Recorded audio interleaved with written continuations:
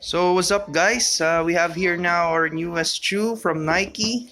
So this is the Airmax Excee, white black, and so I bought it for only 2,700 during the Lazada 12/12 sale.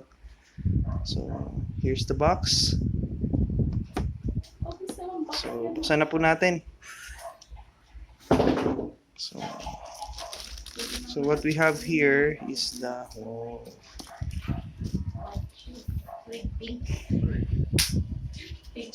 it has a white, black, and white swoosh.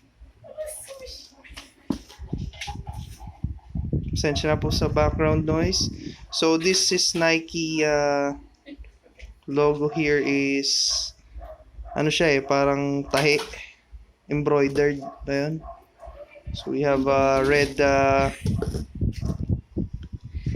Airmax to call that a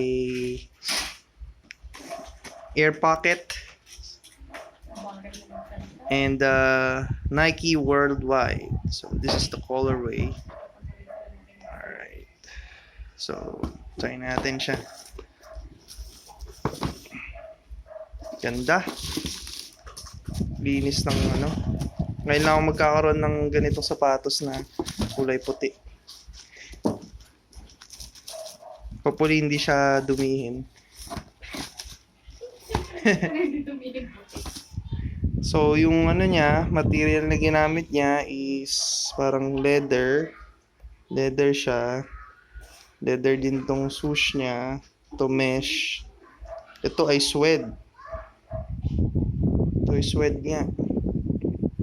Tama. Tapos mga leather siya dito. So ganda.